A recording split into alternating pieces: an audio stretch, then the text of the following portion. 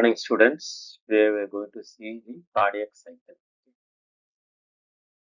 So, definition: cardiac cycle, it refers to the sequence of mechanical events that occur between two successive beats in a cyclical manner. So, there are two events taking place. The mechanical events is of two types. One is systole and diastole. Systole is contraction of the heart. Diastole is relaxation of the heart, and these two events takes place between two beats, okay, and it will be repeated in a cyclical manner. So systole and diastole are the mechanical events. Now the duration of cardiac cycle is 0.8 seconds. That means the duration of one systole plus one diastole is equal to zero point 0.8 seconds. Together it is 0.8 seconds. The next cycle will continue with systole and diastole. Okay, so this will take place in a cyclical manner. So in terms of atrial cycle and ventricular cycle, atrium cycle also have systole and diastole. Ventricular cycle will also have systole and diastole.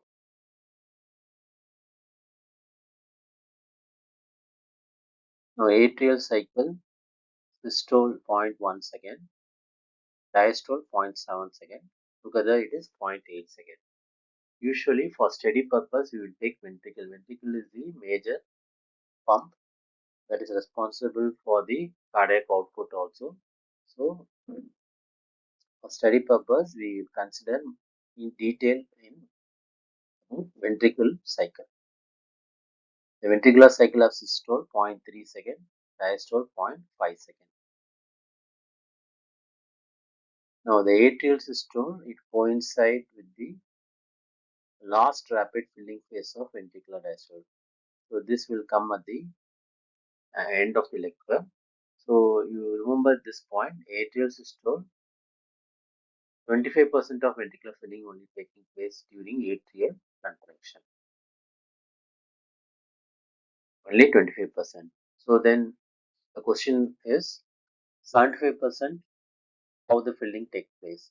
The 75% of ventricular filling occurs just simply from atrium to ventricle without the involvement of the atrial contraction.